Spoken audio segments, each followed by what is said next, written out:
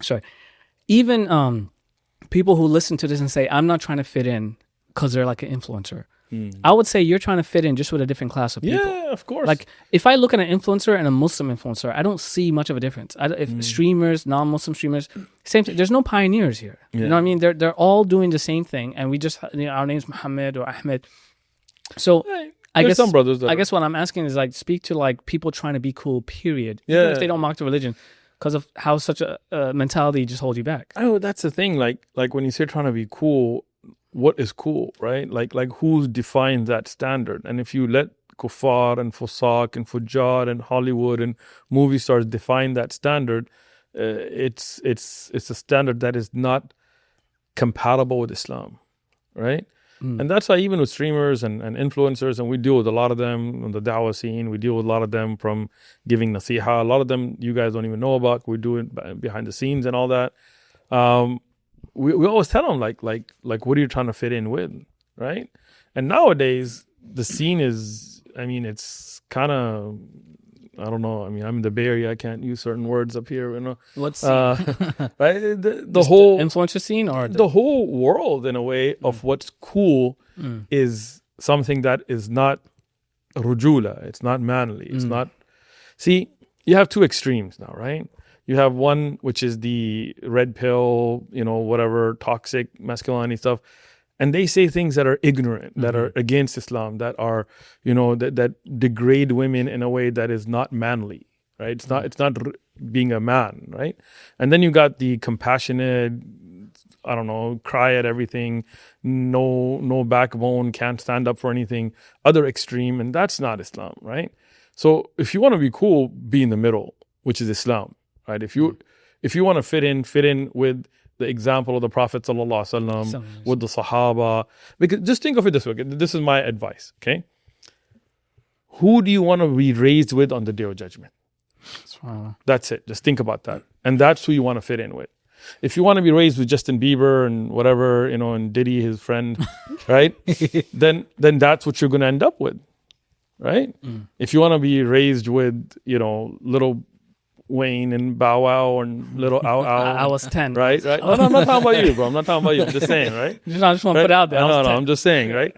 Then think about it. Do you want to be raised with them on the Day of Judgment? Yeah. Or do you want to be raised with the Prophet ﷺ, with Abu Bakr, Umar, Uthman, Ali, radiallahu anhum, with Abu Hanifa, Imam Malik, Shafi, and Ahmad, Bukhari, and Muslim, Ibn Dawud, and Tirmidhi, Ibn Majah, like those great people that will have high ranks on the Day of Judgment, right? Just think about that. Because the Prophet ﷺ told us, Al-mar'u ma man ahabba, a person will be with whom they love.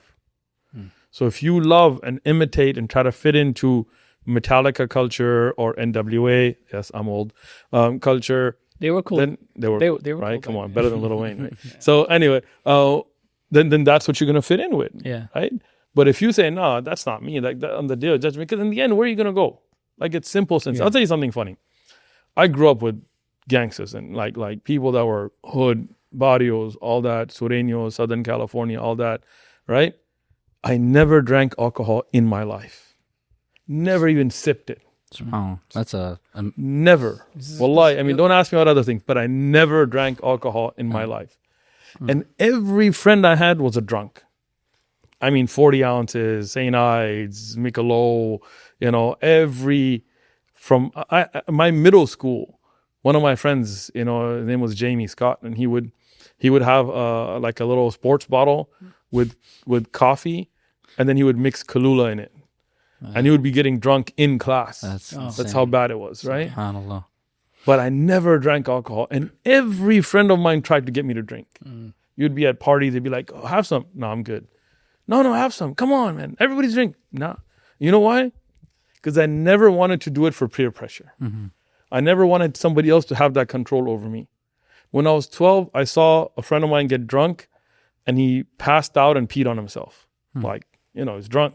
And I looked at that and I said, man, I never want to be like that. I never want to be that out of control. So I never drank alcohol in my life. It wasn't because of Islam when I was younger, to be honest. Like, I'm going to be real. So if you're trying to do things to fit in and to be cool, you're going to be following into things that you don't want to do. Those people that have influence, you may be an influencer, but then somebody has an influence over you, Sure. and that's going to degrade you. So stand up, be a man, be your own self. You know, a woman should be a true woman. She shouldn't be worried about what people think about me wearing hijab or niqab or how people look at me. No, this is your religion. This is between you and Allah. Be a muhajjaba, munaqqaba, have haya. Don't be a piece of meat for people to gawk at. Don't go and spray paint your face and all that to go out and to try to impress people. For what? What are they going to do for you? At first, when you said spray paint, I realized he talked about makeup, but I thought blackface. I was like, who's doing blackface in 2020? You're racist, bro. How do you think about that? I was like, I would never. It's like maybe your neighborhood, but My neighborhood, they wouldn't need spray paint for it. I mean for graffiti, for different. Yeah. We'll jump into that. Graffiti though. Yeah, I got it. I know. Yeah, they held you by a belt and you. Yeah. Man, you know, you did your research, bro. I told you, brother. You sure you don't work for the feds? No, I'm just messing with you, bro. Let's jump into the next segment.